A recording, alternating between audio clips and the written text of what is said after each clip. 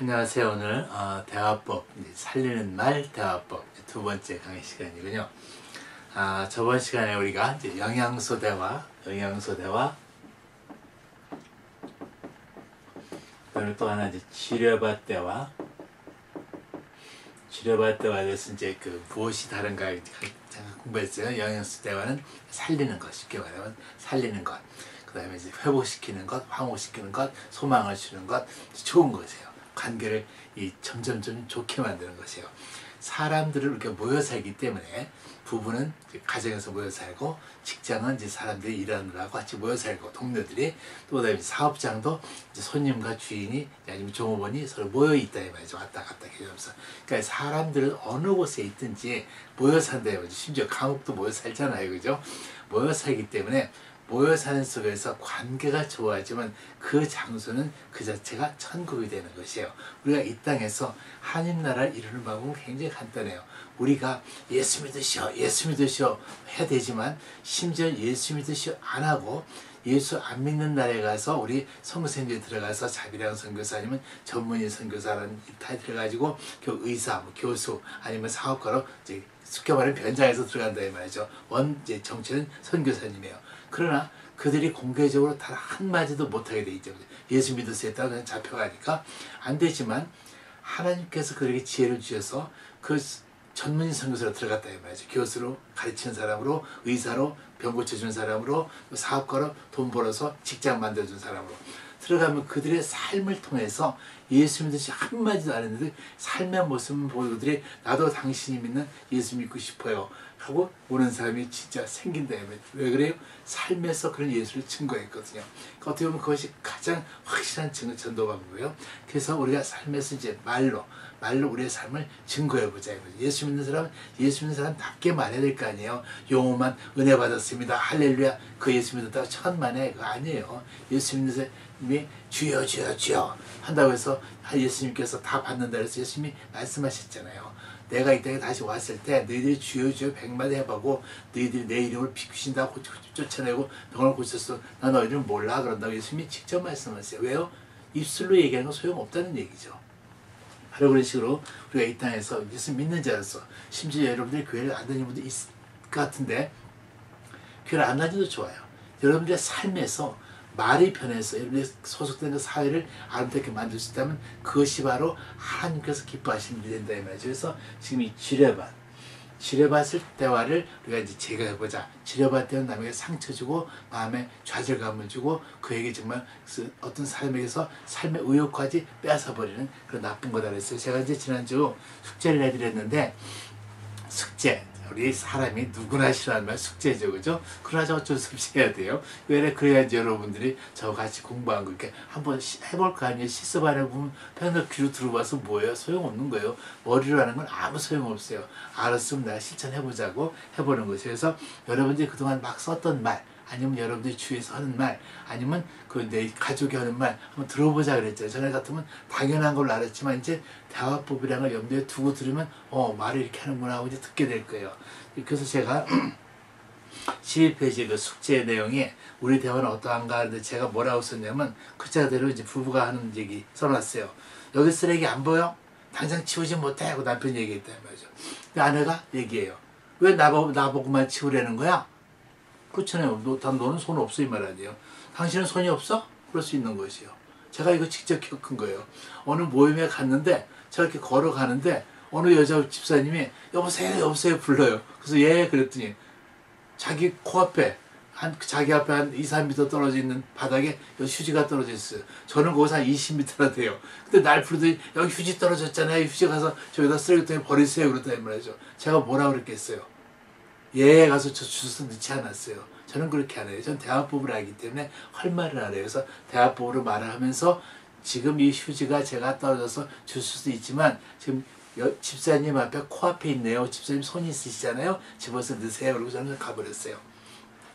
대화법은 무조건 참는 게 능사가 아니에요. 저희 대화법은 내 속에 있는 걸 다 말할 수 있어야 돼요. 말하는데 그 방법이 다르다는 것이죠. 그래서 제가 저번 시간에 말했죠. 대화는 대화 당사자 간에 쌍방 간에 얻는 게 있어야 된다 그랬죠. 나만 일방적으로 이르면 나만 일방적으로 해주면 그것은 대화 아니에요. 예수님께서 원수를 사랑하는 의미와 이 대화는 지금 의미가 다르다 말이에요. 대화는 서로 얻어야 돼요. 예수님께서 수없이 비유로 말씀해 주시면서 그 비유를 통해서 설명해 주시잖아요. 그죠? 그런 식으로 대화를 통해서 얻어야 돼요. 그래서 우리가 대화를 제가 1, 2, 3, 4, 5에서 5가지를 여러분들이 한번 듣고 써보시라 그랬어요. 자, 들어 써보시니까 어떻던가요? 써보시니까 내 주위에 정말 아름다운 천사 같은 말만 하고 사는구나. 내 아내 말은 너무나 멋있구나. 내 남편은 정말 훌륭한 말만 쓰는구나. 내 아들 딸은 기가 막히구나. 내 교회 성도님들 말 기가 막히게 잘하는구나. 이런 것만 있나요? 또 아니면 정말 듣기 거북한 거 있나요? 써보셨나요? 써보시니까 어떠세요? 느낌이. 전에는 그냥 당연한 걸로 알고 그렇게 당연하고 살아 이런 걸로 안다 그래요. 어떤 그 TV 광고 보니까 재미난 광고를 하던데요. 젊은 어린 여자 고등학생들 남자 고등학생들한테 대화하는데 그 쌍소리 욕이라고 말하는 거 그걸 빼고 한번 대화해보라니까 물론 이제 광고지만 빼고 대화해보라 그러니까 막 몸을 움직이는데 입에서는 욕이 나오고 싶은데 욕을 못하고 말을 못하고 말을 아예 못 지나가는 걸 그런 이제 그 광고 찍었으니까 물론 사회를 하는데 가장 이제 그 공익 광고였던 것 같아요. 제가 그걸 보면서 웃었어요. 바로 그게 대화가 안 되는 이유가 뭐냐면 너무 우리가 모르게 이 지뢰밭 대화를 터뜨렸다 이 말이죠. 그러니까 오늘은 저희가 이 지뢰밭 대화라는 것이 구체적으로 무엇인가 그래서 지뢰밭 대화의 7가지 유형을 우리가 공부하기를 원해요. 제가 말씀드린 것처럼 제가 7가지 유형들을 했는데 지뢰밭 7유형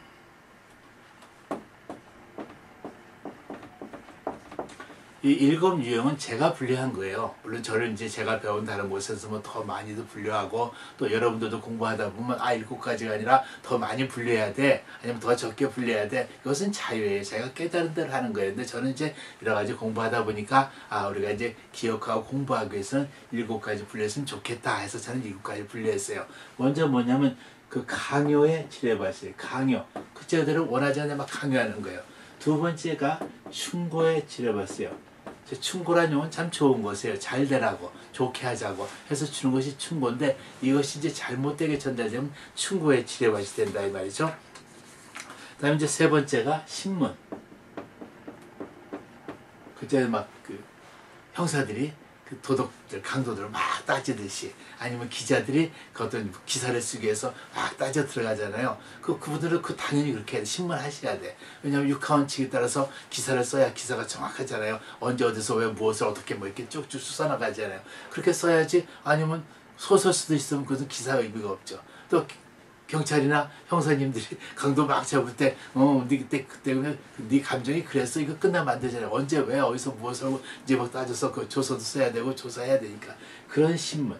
그것이 일반 대화에 나와서는 큰일 난다, 이 말이죠. 그래서 신문에 이제 지뢰밭이라고 그러고, 이제 네 번째 비교.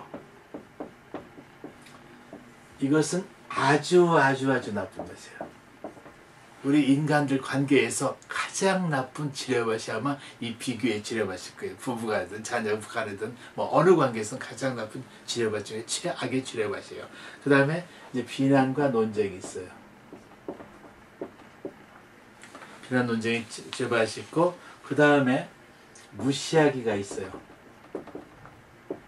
그래서 저번 시간에 이제 침묵은 세상에서는 금이다 그랬지만 저희는 이 대화법에서는 침묵은 똥이다 이렇게 얘기한다 그랬어요. 거칠은 용어 써서 죄송해요. 하지만 우리가 이 표현을 하자면 그만큼 우리는 이 침묵은 대화에서는 가장 나쁜 것이에요. 침묵은 완전히 혼자 있을 때는 얼마나 아름다워요. 자기 수양하기도 하고 침묵을 통해서 혼자 주님과의 관계도 형성하기도 하고 혼자 있을 때는 가장 좋은 것이에요.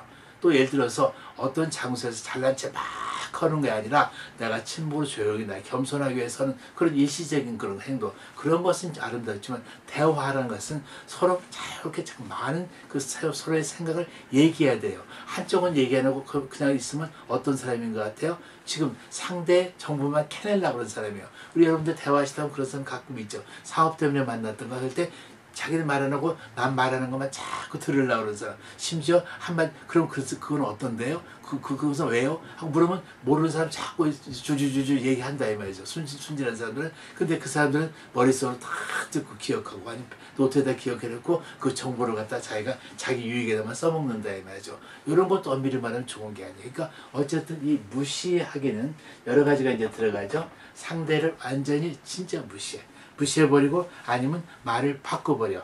이 세 가지로 갈리는데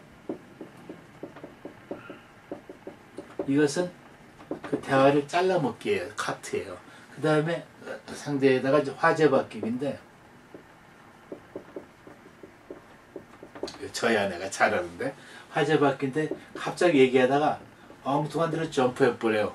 지금 예를 들자면 지금 이제 교회에서 이번 주일에 이제 어떤 부흥회를 하는데 부흥회에 대해서 말이야 새 목사님 오신데 목사님 누구신데 이 대화를 하다가 갑자기 저 짜장면집 짜장면 맛있대 쳐나가는 거 있어요. 그런 대화가 갑자기 푹 빼나는 거.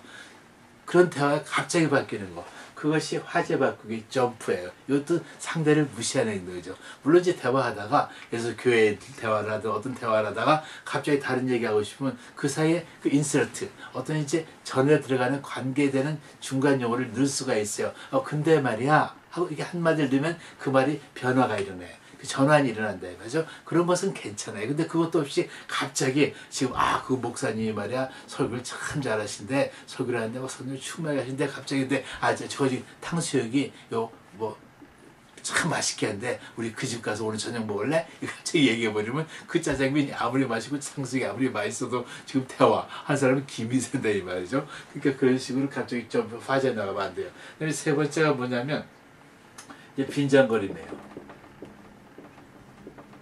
빈장거리면 그 자들 그 상대의 말을 꽈버리는 거야. 그러니까 영어로 치면 트위스트 아니면 디스토르트 하시죠. 막 찌그러뜨린다 이 말이죠. 그죠? 찌그러뜨리는 거. 그래서 이런 식이 이 무시하기가 돼요. 그 마지막에 하나가 뭐냐면 이 부적절한 대화인데 이것은 부적절한 칭찬, 부적절한 동정, 부적절한 위로가 돼요. 예를 들어 가지고 제가 하나씩 설명 드려볼게요. 자, 이 강요는 여러분들 보시면 거기 이제 우리 강의록 15페이지예요. 제가 든든히 말씀드리지만 강의록 없으시면 그냥 열심히 잘 들으시면 돼요. 제가 친절하게 잘 설명드릴 테니까. 이 강요는 그 자대로 상대 의중한 관계도 없어. 그냥 일방적으로 자기가 힘이 세다고 직위가 높다고 예를 들어서 사장이라고 상사라고 본부장이라고 심지어 집안에서 업이라고 그냥 이렇게 해 저렇게 해 그런 지시하는 사람들 솔직히 많죠. 우리가 이제 독재장이라고 부르는데 이런 사람들은 그냥 그게 생활에 배려버리는 분이야. 좋게 말하면 머리가 워낙 좋으셔서 빨리 판단내서요. 어떤 결정을 해버려요. 남들보다. 그런 사람들은 그냥 뭐 물으면 그냥 예를 들어서 대화가 없어. 자기 문제면 머리 굴려서 딱 판단해서 딱 대답해버린다요. 그래서 이렇게 해! 하고 결정해요. 그러니까 그분들 어떻게 보면 좋게 보면 머리가 좋으신 분들이에요. 머리가 좋으신 분들이고 대개 남자들이 이런 그 성격을 많이 갖고 있어요. 왜냐면 우리가 대화를 하다 보면 여자가 만약에 이거 지금 오늘 이렇게 저녁을 뭐 먹을까? 이게 대화를 했다 이 말이죠. 그러면 지금 뭐 먹을까라는 이제 질문을 던졌다는 것은 뭐 먹을까가 꼭 궁금증이 아니라 어떤 대화의 서두예요. 지금 상대는 무엇을 원하는가, 나는 무엇을 원하는가 얘기하려고 하는데 남자는 그 듣자마자 저기 뭐 무슨 화려하게 거기 간짜장이 맛있어 딱 정해버리고 거기 가자. 아니면 반대로 저기 새로 생긴 무슨 가게가 있는데 내가 먹어보니까 그집 음식이 맛있는데 7번 음식이 참 맛있더라. 딱 정해버려. 다른 거 시킬 필요도 없어. 음식점을 같이 가는데도 예를 들어서 그 뭐라 그래 월남국수집을 같이 갔어요. 같이 갔는데 어떤 분이 그런 분이 있었어요. 저 같이 월남국수 먹으러 가자 해서 여러 분이 있었지만 다 그 사람이 추천하니까 갔어요. 근데 또 가자마자 5명이 갔는데 또 가자마자 자기가 주인 딱 불렀더니 여기 4번 뽀따이인데 내가 5개 딱 시키더라고. 우리 지금 주문 메뉴가 뭔지도 몰라. 나중에 보니까 월남국수도 다양하게 많잖아요. 그죠? 근데 자기가 딱 앉자마자 그래서 뽀따이 5개 그 지금 말하자면 이제 그 뭐 면에 고기 넣고 하는 이제 그런 종류가 있는데 그게 맛이 좋다는 거죠. 그래서 혼자서 그냥 다른 거 볼 것도 없어 이게 제일 좋아요. 그래서 한참 웃은 적이 있어요. 물론 다들 잘 먹었지만 문제는 그분의 성격에서 나타나는 거죠. 강요하는 분이에요. 그러면서 사사건건 뭐 가져와 심지어는 3살짜리 애기한테도 막 그분은 막 이렇게 해 저렇게 막 완전히 그러시더라고. 이 강요의 지뢰밭은 상대에게 완전히 그 마음속에 그 압박감을 줘요. 그래서 패배자가 된다 이 말이죠. 그러다 보니까 대꾸라는 좀 힘이 있는 사람은 그나마 반항을 하는데 힘이 없는 사람은 거기서 패배자가 됐기 때문에 그래 나는 너한테 눌려 산다. 나는 못났다. 그래서 언젠가 두고 보자. 이런 마음이 그 안에서 나오게 되어 있어요. 그런가 하면 이제 또 충고. 충고의 지뢰밭은 그 자리에 충고라는 것은 너무나 좋은 거라고 했어요. 너무나 좋은데 문제가 뭐냐면 이 충고 때문에 사람들이 그 충고를 충고로 받아들이지 않고 오히려 그것을 간섭으로 받아들인다 이 말이죠. 우리가 대화를 하다 보면 사람에게 사랑이 있느냐 없느냐를 알아요. 이 사람이 정말 사랑으로 나한테 하고 있는가. 하다못해 우리가 교회에서 전도를 가봐도 알아요. 전도를 해서 언제 전혀 예수 안 믿는 집을 찾아가잖아요. 근데 정말 그 영혼을 사랑해서 정말 예수 믿으셔야 됩니다 하면 그 사람이 이걸 느껴요. 근데 그게 아니라 이 사람 하나 꼬셔와가지고 교회 와서 의자 하나 앉혀가지고 내가 전도 숫자 하나 올려야지, 아니면 이 사람 하나 꼬셔 데려오면 우리 교회가 성도가 하나 늘어나니까, 이렇게 생각하고 가면 그 영혼이 그걸 알아요. 왜냐하면 우리 인간은 영적인 동물이거든. 그래서 알기 때문에 이 친구가 나 꼬셔 데려갖고 지 교회 숫자 늘리려고 그러는구만. 이 교회 이 친구가 나 꼬셔 가지고 지 교회 와서 사람 데렸다고 자랑하려고 그러는구만. 금방 알아요. 그러나 그 사람이 정말 그 영혼을 사랑해서 정말 왜 교회 가셔야 됩니다, 왜 예수를 믿어야 됩니다 하고 이렇게 설명을 하고 할 때는 그가 감복을 받는다 이 말이죠. 똑같아요. 이 충고를 할 때도 정말 그 사람을 사랑했으면 이 상대가 그걸 알아요. 이 사람이 정말 나를 위해서는구나. 그래서 알기 때문에 정말 그렇구나, 그게 좋구나 들으려고 그래요. 그러나 그런 식의 충고가 아니라 지금 자기가 잘났어, 이렇게 하는 게 더 좋아. 물론 그 판단이 맞을 수가 있어요. 지금 아니라 아들이 미대 가려는데 그거 어디서 미대 가, 그 딸 가, 그 법대를 가, 이렇게 한다 이 말이죠. 헌던 소리가 그 미대 가면 그 그림쟁이 요즘에 다 굶어 죽더라. 그래서 공대 가 그래요. 요즘에 미대 가서 왜 굶어 죽어요? 돈 더 잘 벌지. 제가 솔직히 그 만화 영화를 했었는데, 만화 영화 대학 나오면 이제 4년제 대학 나와서 취직이 되면 주급 2,000불씩 받아요. 왜 굶어 죽어요? 한 달이면 8,000불씩 받는데, 대학 막 졸업한 애들이. 괜찮은 직업 아니에요. 어디 굶어 죽는다고 그래. 이런 식으로 이제 잘못 얘기하면 안 된다는 얘기죠. 그래서 예를 들자면 그런 이제 잘못된 충고는 그 상대에게 이렇게 말하는 버릇이 있어요. 뭐 해? 그거 안 하면 말이야? 어? 자기가 이미 정한 그것을 강요하면서 이것이 너에게 딱 맞으니까 그걸 하면 너한테 어떤 피해가 갈 거야. 은연중에 이렇게 얘기해서 상대에게 압박을 준다 이 말이죠. 지금 말하는 투 보세요. 뭐 하는 게 좋을걸? 그렇게 하는 게 좋을걸? 아까 그게 아니라 이 짜장면 시켜도 더 좋았을걸? 당신 미대 가는 것보다 법대 하는 게 더 좋았을걸? 당신 오늘 뭐 파마하는 것보다 내일 파마하는 게 더 좋았을걸? 뭐 하면서 자기 나름대로 자기가 아는 상식을 줘요. 그 방법이 아니라 이렇게 공부하는 게 더 좋을 거야. 자기 나름도 좋아요. 그 여자 취직하는 것보다 이렇게 하는 게 좋아. 취직할 때 인터뷰할 때 말이야 이렇게 자네 그 방법은 안 좋아. 무엇든지 좋다고 생각하는 그 좋은 것을 주는 것이에요. 주는 사람 자기 딴에는. 그런데 받는 사람에서 그걸 좋다고 안 받는다 이 말이지. 받는 사람이 어떻게 받냐면 네가 날 위협해? 너 잘났니? 너는 나를 모르는 거 나는 모르는 거 너는 알고 있다는 것이지. 그러니까 네가 나를 위협해서 따르라고 강요하는 것이지. 이런 마음이 나와버려요. 오히려. 그러니까 그 상대에게 고마운 것이 아니라 오히려 의무감, 죄책감, 그리고 심지어는 내가 너를 따르나 봐라. 네가 아무리 좋은 친구 줘도 안 따라. 이렇게 되어버린다. 그죠? 우리 자기 고집을 더 막 주장하는 그런 이제 잘못된 것도 나와요. 근데 지금 우리 스님이 그렇게 말하잖아요. 내가 충고하는데 말이야. 너 이렇게 하는 게 좋아. 우리 얼마나 이런 말 잘해. 그죠? 그걸 돕는다시고 잘난 척다고. 근데 결국 돌이켜보면 나 잘난 척이에요. 사실은 나 잘난 척인 거예요. 그걸 진실로 사랑하면 그런 말을 안 하게 돼 있거든. 그러니까 이제 충고의 지뢰밭은 듣는 사람한테 너 그 해결 능력이 없잖아. 네가 해결 능력이 있으면 지금 내 친구 듣겠니? 너 벌써 잘했지? 지금 못하니까 내가 너한테 조언 주는 거야. 내가 널 도와주는 거야. 이렇게 이제 그 위에서 군림하듯이 얘기하는 게 돼요. 그러니까 그 사람이 어떤 생각이 되면 그래 난 무능해. 그래 그러면 나는 혼자서 어떤 뭐를 해결할 능력이 없어. 그러니까 네가 그럼 대답 줘. 그래서 오히려 무능력자가 돼버려. 그 다음에 무슨 일만 생기면 나 이거 못 풀어. 엄마 풀어줘. 나 못 풀어. 아빠 풀어줘. 나 이거 못하니까 여봐 김대리 자네가 좀 해줘. 미스 김 당신이 좀 해줘. 이렇게 무능한 자가 되면 실제 있어요. 어떤 프로그램에 보니까 여러 사람들이 이렇게 체험하는 프로그램인데 모든 사람이 다 헤쳐나가는데 어떤 사람은 사사건건 누가 좀 안 도와주나 누가 좀 안 도와주나 이런 사람이 있어요.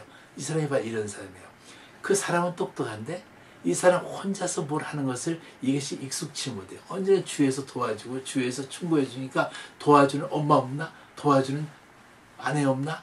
이렇게 살았던 것이죠. 그래서 제일 안타까운 것 중에 우리가 마마보이라고 하잖아요. 마마보이를 여러분 아시잖아요. 엄마 말 듣는 사람. 지금 표현은 이제 마마보이라고 하지만 주위 사람 말만 듣고 거기서 따라가는 사람들. 이런 사람들은 그 똑똑하고 잘생긴 애들이 엄마가 말하는 것들만 따라 살다 보니까 엄마가 없으면 아무것도 못해. 이런 사람도 진짜 봤어요. 참 안타까운 그 뭐냐면 너무 충고에 길들여지다 보면 충고에 지려서 길들여지다 보면 나쁜 쪽은 이렇게 사람이 비굴해지고 무능해져요. 그나마 좀 자기 의지가 있는 사람은 안에서 반발하는데. 그래서 세 번째 참 나쁜 것이 이제 신문. 이거 신문이 참 이 부부간에 어려운 부분이에요. 부모와 자녀 간에 어려운 부분이에요. 제가 보면 이제 왜 누가 무엇을 언제 왜 하면서 이제 이 가문책에 따라서 왜 그랬어? 왜 그런 거야? 무슨 일 때문에 그런 거야?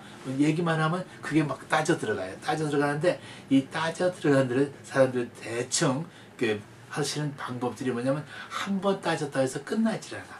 그래서 한 번 따졌기 때문에 이 상대가 이제 그 대답을 해주잖아요. 예를 들어서 왜 늦은 거야? 오늘 회사에서 회식이 있었어. 우리 이제 그 팀 간에 회식이 있었어. 그러면 또 거기서 그래 그럼 끝내죠 문제인데 그걸 안 끝내. 무슨 일 때문에 회식이 있었는데 또 물어요. 그럼 뭐 회사에 뭐 누가 이제 승진이 돼서 아니면 어떤 프로젝트가 잘 돼서 그럼 회식. 또 누가 돈 냈어? 끊임없이 물어도 틀림없어요. 이것이 중간에서 끝내는 법이 없어요. 신문에. 그러면 어떻게 돼요? 듣는 사람이 두 가지가 나와요. 반응이 질리는 거예요. 질리니까 피하고 싶어요. 피하고 싶어. 이 사람은 끝이 없으니까 대화를 하면 안 되겠구나. 그 다음에 또 한 가지 대화는 거짓말해버려. 적당히 대답해. 자, 왜냐하면 끝이 없는 걸 이미 알아요. 자기가 아무리 정확한 대답을 해줘도 또 묻고 또 묻고 또 묻고. 그것은 뭐냐면 이런 사람은 상대에 대한 신뢰감이 없어서 그래요. 상대감이 신뢰가 없기 때문에 뭔가 트집을 잡고 싶어요. 본인도 몰라. 그래서 트집을 잡고 긁고 싶은 거야. 그렇고 해서 뭔가 한 건만 걸려라. 넌 죽었다. 이렇게 되는 것이죠. 그래서 이 신문의 이 지뢰밭이 참 사람을 피곤하게 만들어요. 물론 이분들은 되게 어느 정도냐면 신문에 지어봐서 심하게 터뜨리는 분들은 우리가 이제 상담을 따로 받아야 돼요. 상담을 받아서 이분이 왜 이렇게 신문하게 됐는가, 그분이 어릴 때부터 자랄 어딘가에서 그런 이제 그 올무가 있게 돼 있어요. 거의 우리가 이제 그 공부하고 기도하고 같이 하다 보면 올무를 찾아내요. 그럼 올무를 찾아낸 다음에 그걸 놓고 같이 이제 기도하면 그 올무가 풀어진다 이 말이죠. 우리가 이제 쓴뿌리라고도 말하고 여러 가지 말을 해요. 그래서 그런 내적 치료를 딱 이렇게 했을 때 이제 풀어져 버리면 그 다음부터 그런 이제 상처가 없어졌으니까 자기 보호하는, 자기를 이렇게 보호하려고 하더니 자기 보호란 말은 뭐예요? 남이 나를 피해 입힐까봐, 남이 나를 괴롭힐까봐, 남한테 내가 피해를 당할까봐 자꾸 자기가 감싼다 이 말이죠. 그 남을 안 믿고. 그런 데서는 그 영향이 커요. 여기 보면 계속 예화가 뭐냐면 당신도 도박했죠? 그래서 이제 도박한 거에도 물어주고 그러니까 그 다음에 또 대답이 아니야 그러면 아닌 게 뭘 아냐면서 계속 따져 들어가는 그런 방식. 그 다음에 왜 공부 안 하는 거야? 뭐 될 거야? 이유가 뭐야? 뭐 그래서 계속 따져 들어가죠. 이 맨 밑에 보면 15페이지 맨 밑에 보면 신문의 지뢰밭은 끊임없이 시시콜콜 묻는다 이렇게 써놨잖아요. 끊임없이 시시콜콜 물어. 그러니까 신문에 지뢰밭을 듣는 사람은 캐묻는 질문에 의도에 당황해서 피하게 된다. 도망가고 싶다 그랬죠. 그 다음에 또 하는 경우는 적당히 거짓말해서 대화해 버린다. 그 다음에 이제 이런 사람에게는 어떤 대답을 해도 상대에게 끝없이 신문을 받는다고 생각하니까 불성실하게 적당히 대답하게 된다. 즉 거짓말을 한다는 얘기였어요. 그 다음에 왜냐면 이게 계속 신문 나오면 내가 무시당하고 있구나. 이 사람한테 신뢰를 못 받고 무시당하구나 생각하니까 그 다음에 대화를 단절하죠. 대화 단절이라는 것은 언제나 가장 나쁜 관계잖아요. 우리는 관계를 좋게 가자는 거예요. 지금 우리가 지뢰밭 대화가 어떤 것들이 지뢰밭을 터뜨리는가 우리가 이제 아래 되는 이유가 뭐냐면 우리가 모르게 막 했다 이 말이에요. 그동안 10년 동안 20년 동안, 30년 동안, 40년 동안 여러분 연세가 어떻게 돼서 60 넘으셨어요. 그리고 60이 넘는 그 60년 동안 내가 멋대로 좀 살아면서 말 막게 됐거든. 내 멋대로. 그렇잖아요. 여러분이 말하는 거 가지고 학교에서 점수 준 적이 있나요? 여러분이 말한 거 가지고 대학 입시 시험 봤나요? 말한 것 때문에 취직할 때 그거 가지고 점수 줬나요? 아니잖아요. 자기 멋대로 말했잖아요. 그냥 만약에 취직할 때는 그냥 잘 보이려고 잠깐 속인 거지. 그죠? 또 취직하고 나서 또 멋대로 말하잖아요. 자기가 조금만 더 높은 자리에 올라가 봐. 부하직원만 생겨봐. 그냥 또 막 말해야 되잖아. 그러니까 이런 것이 우리가 제대로 된 교육을 못 받았으니까 이제는 한번 짧은 기간 내에 우리가 지금 같이 공부해보자 해서 12강의 한다고 그랬어요. 그 다음에 이제 비교의 이 지뢰밭. 가장 나쁜 것이라 했어요. 물론 다 나빠요. 다 나쁜데 가장 나쁜 것이 비교의 지뢰밭. 진짜 이거 사람 죽이는 지뢰밭이에요. 지뢰밭 보면 이제 우리 흔히 말하면 옆집 누구는 비교하는 대상이 있다 이 말이죠.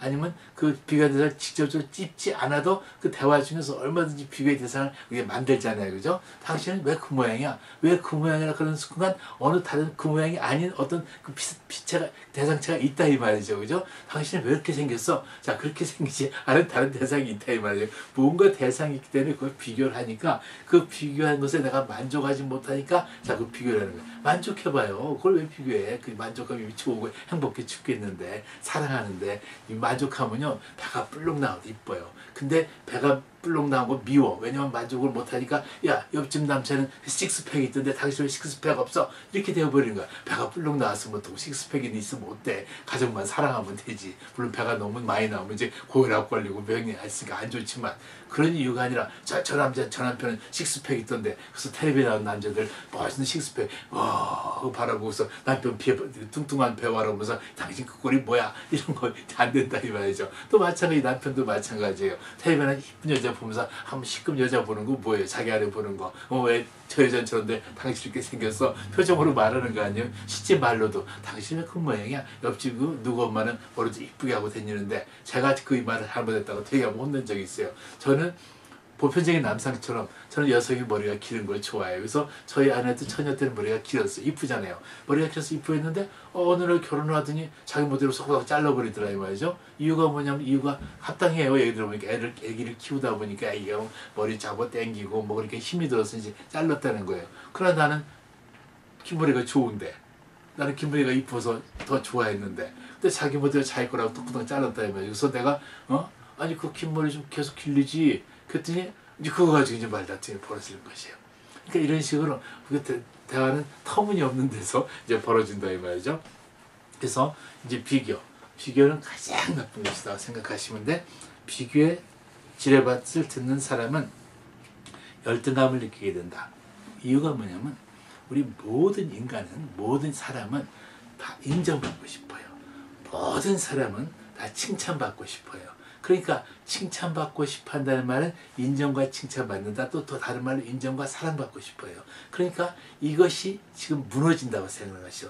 내가 지금 인정이 아니라 무시당하는 게 돼요. 인정은커녕 누구하고 비교되면서 인정해서 나락으로 떨어져 버리니까 얼마나 기분 나빠. 칭찬은커녕 무시당하고 사랑은커녕 완전히 모멸감을 주는 것이지. 그러니까 이 비교는 아주 나쁜 그 지뢰밭이라고 이제 아시면 돼요.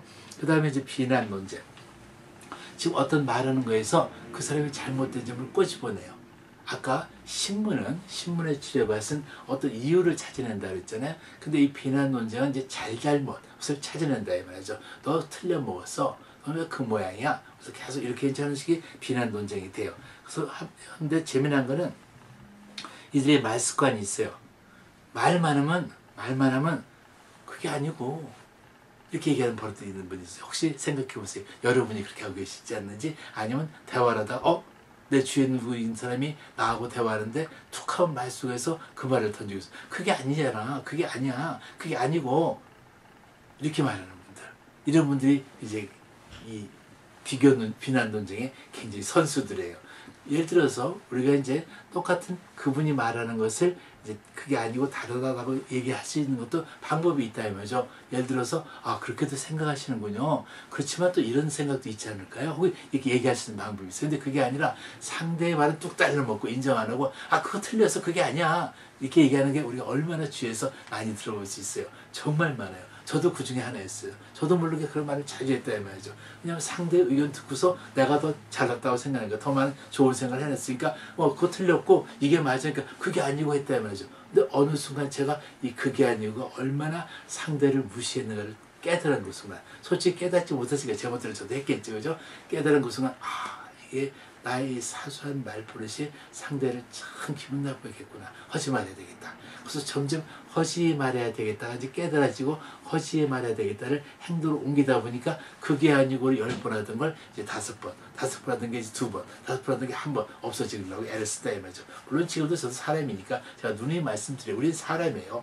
사람이니까 지금도 서로 아무리 대화법을 아무리 선수처럼 해도 말 중에서 툭툭툭 이제 오랜 습관이 지쳐 나올 수가 있어요. 물론 우리가 나중에 더 공부하는 시간에 이제 수용, 비수용을 공부할 텐데 수용 상태가 되면 무슨 말해도 막 찔리는 말에도 서로 깔깔하게 웃어요. 막 심한 서로 조롱을 해도 그냥 재밌다고 웃어요. 근데 이제 서로 수용하지 못하는 상태가 되면 조그만 말, 정말 좋은 말 던져도 오해해서 확 삐치고 그런 게 그래요. 여러분들 겪어보셨나요? 똑같은 말을 하는데 어떤 사람하고는 막 웃는데 또 다른 사람하고 똑같은 말인데 그 사람하고 화내고 서로 싸우고 그런 게 이게 바로 이제 그 마음에 그 받아들이는 상태가 다른 상태가 있었다 이 말이죠. 그래서 이제 그런 비난 논쟁, 비난을 당하는 사람은 방어적인 자세를 만들고 비난을 계속 듣게 되면 결국 그 사람하고 내가 계속 바보처럼 왜 무시당하면서 공격당하면서 할 이유가 하나도 없잖아요, 그죠? 내가 뭐 그 사람한테 돈 받는 것도 아니고 뭐 그런 이유 없으니까 그냥 그런 사람은 관계를 끊어버리게 돼요. 쉽게 말해서 너 이제 안 봐. 내가 왜 네 앞에서 계속 무시당하고 바보 취급당하니? 난 나들이 인격이 있고 난 나들 사는 방법이 있는데 나하고 안 살아. 그래가지고 그만두는 거예요. 이것이 심해지면 회사 같으면 이제 회사도 그만두고 그 사표 던지고 다 이런 데서 나오는 거예요. 무시당했기 때문에, 비난당했기 때문에. 그래서 이제 그렇게 다는 거예요. 그 다음에 제가 아까 이제 설명하다 이제 말했잖아요. 무시하기. 무시하기는 이제 3가지로 갈른다 그랬어요. 물론 이 안에도 여러 가지 갈릴 수 있어요. 그러나 이제 무시하기는 설명한다면 진짜 무시해. 사람 말하는데 똑똑 잘라 먹어.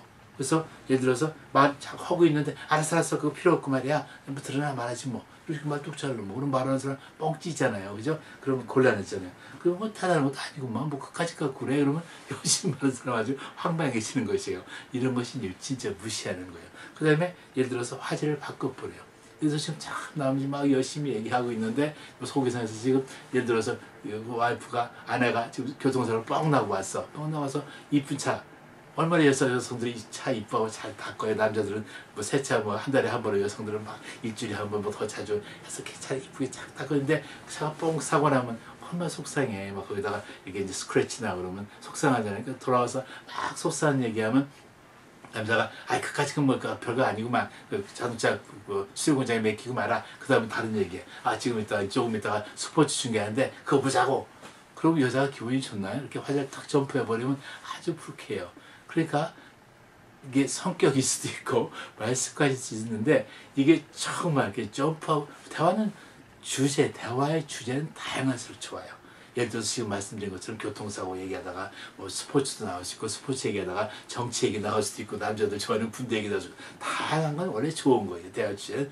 그렇지만 대화 주제가 넘어갈 때는 넘어가는 그 인터벌을 줘야 된다 말이죠. 즉 말하면 인터미션을 잠깐 줘야 돼. 그게 이제 짧든 길든 그걸 이제 말로 예를 들어서 지금 이제 그래. 그 얘기 이제 그 교통사고 얘기 속상하겠네. 그 얘기 이제 알았어. 우리 한번 생각해보고 그다음에 이제 다른 얘기 좀 해볼까? 그래서 이렇게 잠깐 짧은 말로 이렇게 연결해주면서 다른 얘기하는데 이제 조금 이따 스포츠 한다는데 말이야. 뭐 이렇게 나오고 하면 이 대화를 듣는 사람이 지금 그 이해를 따라가요. 더더군다나 어떤 사람이 이런 사람이 있어요.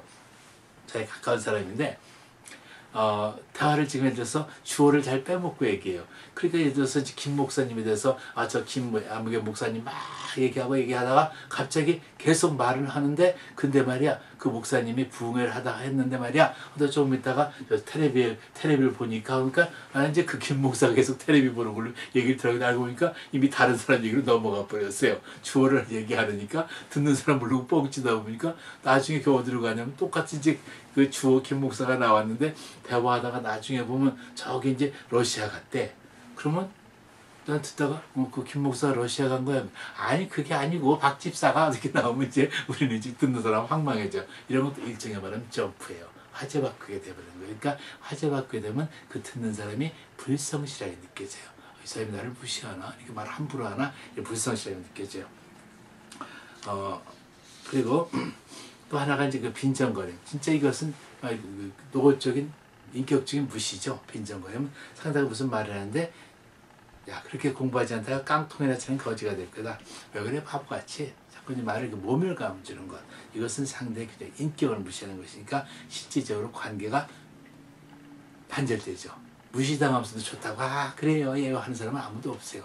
예를 들어서 일부러 그 코미디언들이 아니면 일부러 돈을 받기 때문에 그 앞에서 그 필요에 의해서 이렇게 굽실거리는 사람들 아니면 간신들 아니면 일부러 그것을 무시당하는 걸 좋다고 할 사람이 하나도 없죠. 그 다음에 이제 부적절한 대화라는 것은 제가 거기 보면 부적절한 동정, 부적절한 위로, 부적절한 칭찬, 칭찬도 이것이 이제 예를 들어서 이제 지뢰밭이 됩니다. 그러니까 어떤 분이 저한테 그러더라고요. 아니 어떻게 목사님 어떻게 칭찬이 지뢰밭이 됩니까? 그랬어요. 제가 누누이 말씀드리지만 사랑이 담긴 진심의 그 모든 대화는 그 말이 뼈가 있어도 상대가 받아들여요. 그 진심이 있기 때문에. 근데 제가 하는 말 들어보세요. 일부러 부적절한 대화라고 그랬어요. 부적절한 그 환경이나 상황에 맞지 않는. 그런데 그 부적절한 대화라는 것이 모든 대화도 포함되지만 여기서 특별히 제가 위로, 동정, 칭찬을 넣었단 말이죠. 칭찬만 가지고 제가 설명해 볼게요. 어떤 목사님이 설교를 열심히 준비했어서 강단에 올라서 설교를 다 하셨어요. 근데 본인이 느끼기에 내가 정말 오늘 설교를 못하나, 정말 이렇게 설교를 정말 못한다, 전달도 못하고 있고 내용도 왜 이 모양이냐, 준비할 때는 몰랐는데 막상 강단에 올라와 보니까 그렇게 느낄 수가 있어요. 왜요? 저도 해봤으니까 알죠. 저도 그 교회도 그 이제 담임 목사도 해보고 남의 교회 부목사도 해보고 다 해봤거든요. 전도사도 해보고 다 해봤단 말이죠. 그러니까 많은 순간들을 설교를 하게 돼요. 그럼 모든 그 목사님이나 전도사님들은 설교할 때마다 동일한 마음을 가질 거예요. 잘하고 싶으죠. 잘하고 싶고 정말 하나님의 생명의 말씀이니까 그걸 잘 전달하고 싶은데 잘 전달하고 싶은 것은 마음이지만 우리의 능력이 그걸 못 바칠 때가 있어요. 어떤 이유가 됐든 내가 준비가 부족했든 아니면 기도가 부족했든 어떤 이유든. 그런데 설교를 딱 했는데 설교를 하는 그 반응이 성도님들의 반응이 그냥 별 맹맹해. 은혜를 못 받아. 그리고 또 내가 내 스스로가 알아요. 내가 스스로 쉽게 말하면 오늘 정말 잘했다. 아니면 반대로 아이고 죽었다. 본인이 알아요. 본인이 모른다고 얘기하면 그 이상한 분 같아. 근데 만일에 본인이 정말 오늘 설교 참 죽었네. 정말 속상하네. 이러고 있는데 어떤 분이 와서 목사님 설교 은혜 받았습니다. 좋았습니다. 그러면 어떤 마음이 드는 줄 아세요? 두 가지 마음이에요. 정말 내가 설교가 괜찮았나? 그래서 이렇게 소망을 갖는 분도 있어요. 또 한 가지 방은 뭔지 아세요? 지금 자기는 죽었다고 생각하고서 속이 상해서 겉으로 듣다고 성도님 앞에서 아이고 나 죽었다고 이렇게 그런 표정 할 수는 없잖아요. 목회자가. 그러니까 이제 그렇지만 웃으면서 있는데 그때 이제 어떤 권사님이나 성도님이 와서 목사님 오늘 설교 너무 좋았어요. 은혜 많이 받았어요. 그러면 이 목회자가 어떤 말 하냐면 그래 요 정도 설교밖에 내가 할 수 없는 능력자라고 생각하는구나. 나는 그 정도 설교라도 너는 잘한 거야. 그러니까 너는 원래 못하는 애야. 이렇게 받는구나. 이런 마음이 가질 수 있어요. 그래서 그 권사님이나 그 성도님은 칭찬했다고 하지만 그것이 이 목사님에겐 부적절한 칭찬이었다 이 말이죠. 예를 들어 가지고 우리가 지금 어떤 분이 남편이 정말 교통사고가 나서 지금 병원에 실려갔어요. 지금 이제 생명이 왔다 갔다 해서 지금 돌아가실지도 몰라. 근데 거기 탁 찾아가서 지금 생명이 왔다 갔다 할지 모르는 사람한테 찾아가서 그 손 잡고 집사님 걱정하지 마세요. 남편이 죽어도 천국 가니까 우리 예수 믿으면 천국 가잖아요. 말은 맞죠. 우리 죽으면 천국 가요. 근데 그것은 부적절한 위로다 이 말이죠. 지금 거기에 앉아서 지금 여인은 걱정하는 게 뭐예요? 지금 남편이 죽느냐 사느냐 지금 생명이 왔다 갔다 하는데 지금 이 사람 와서 남 얘기하듯이 걱정하지 마세요. 생명을 걷어간다 쳐도 그것도 하나님의 뜻이고 생명을 걷어간다 쳐도 하나님 우리는 천국 가니까. 이런 것이 바로 부적절한 위로, 부적절한 칭찬이 되는 것이. 그러니까 이 대화는 때와 환경, 상황에 맞게 해야 된다. 그런 것도 지금 말씀드린 거죠. 그래서 오늘 제가 이 지뢰밭 7가지 대화를 유형을 가지고 제가 이제 설명을 드렸는데 이 7가지 유형은 제가 아마 여러 가지 시간을 거쳐서 계속 반복하면서 이제 서로 이제 쓰게 될 거예요. 쓰면서 이것이 무엇이다. 이것이 무엇이 잘못됐다. 그래서 이제 해가면서 이렇게 고쳐나가서 할 거다 이 말이죠. 그래서 역시 이제 또 이제 자 오늘 이제 두 번째 그 강의 시간을 마쳤으니까 또 이제 숙제를 제가 드릴 거예요. 숙제를 드리는데 그 대화법 강의록 18페이지 보고 19페이지 보면 19페이지를 먼저 보죠. 19페이지 먼저 보니까 그 상황들이 써 있어요. 이제 5가지, 6가지 써 있잖아요. 우리의 대화 엿보기에서 이제 이런 주위 사람이 이런 대화를 한다면 하고 이제 봤다면 상황 보니까 이제 첫째만 제가 봤어요. 남편과 아내가 TV를 재미나게 보고 있는데 10살 먹은 아들이 그 앞을 왔다 갔다 해요. 그러니까 텔레비 보는 게 방해받잖아요. 그러니까 이제 그때 보통 하면 야 비켜! 한다 말이죠. 아니면 그거 왜 왔다 갔다 하는 거야? 이렇게 얘기를 했다 말이죠. 이 대화가 무언가, 그래서 우리의 치료밭이 어떤 종류의 치료밭이었을까 하고 본다면 그거 보니까 비켜! 그러면 이제 명령에서 강요했잖아요. 그러니까 그렇게 이것은 강요의 치료밭이다. 그 다음에 왜 왔다 갔다 하는 거야? 왜 따졌다 이 말이죠. 그러니까 신문의 치료밭을 터뜨렸구나 했어요. 그 다음에 이번에 친구 애들이 학교에서 1등을 했다는 말 듣고 집에 왔는데 아들을 만났다. 그래서 아들한테 하는 거예요. 야, 초동이는 1등 했던데 네 성적은 왜 그 모양이야? 자, 가장 나쁜 거 비교의 지뢰밭 터뜨린 거죠. 비교, 지뢰밭의 종류. 그 다음에 고등학생 딸의 글씨가 엉망이다. 이게 뭐니? 아유, 그림이냐, 글씨냐. 그러니까 이것이 쉽게 말하면 이제 비난 같은 거 되는 거예요. 자, 그래서 이렇게 이제 6분까지인데 여러분들이 그 지뢰밭 종류에다가 이 대화가 어떤 것인가 한번 써보세요.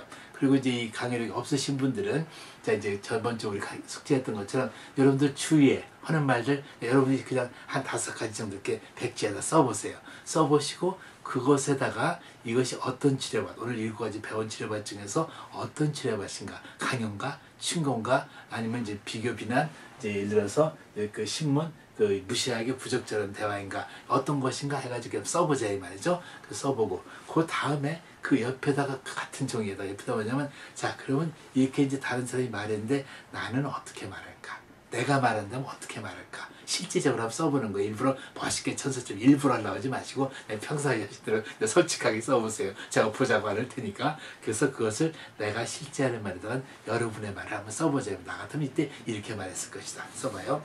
그 다음에 이제 18페이지 보면 역시 또 똑같이 우리의 대화 엿보기에 또 숙제가 있는데 역시 똑같아요. 이것은 자 예만 하나 제가 읽어드릴게. 자 상사가 부하 직원에게 그 정도 일을 하고 뭐 힘들다고 엄살이야? 우리가 들은 걸 쓴 거예요. 그 다음에 다른 직원들은 당신보다 2배나 열심히 일하고 있단 말이야. 제대로 좀 해. 그러니까 저는 이것을 지뢰밭 종류를 비교했다. 다른 사람들하고 무슨 비교했으니까 그 다음에 제대로 좀 해봐. 이렇게 명령했으니까 이제 강요했다. 이렇게 본 거예요. 그러니까 여러분들이 여러분들 주위에서 이제 또 들어보세요. 그래서 저번 시간에는 그 5가지 이렇게 들어보고 적어보고 여러분들의 기분, 느낌은 어땠는가 그것을 써보자고 그랬잖아요. 오늘은 그거 그대로 쓰지 마시고 또 한번 들어보세요. 들어보시고 아니면 본인 스스로의 말이든 관계없어요. 또 써보시자고. 써보시고 나서 그것이 어떤 치료밭에 해당되는가. 만약에 쓴 말이 이 영양소 대화라면 그것은 영양소 대화라고 쓰세요. 좋은 것이니까 영양소 대화. 하지만 영양소 대화가 아닌 것 같으면 누구에게 상처 준 것 같으면 그 상처 준 그 치료밭 대화가 같으면 거기다 7가지 강연가, 충고인가, 신문인가, 비교인가, 비난 논쟁인가, 아니면 무시하기인가, 아니면 부적절한 대화인가 이런 것들을 이제 한번 하나들 써보자 이 말이죠. 그래서 여러분들 숙제를 만들어 보시면서 자 우리 대화를 이제 점검해 보자는 얘기죠. 자 수고하셨습니다. 우리 다음 시간에 또 뵙도록 하죠.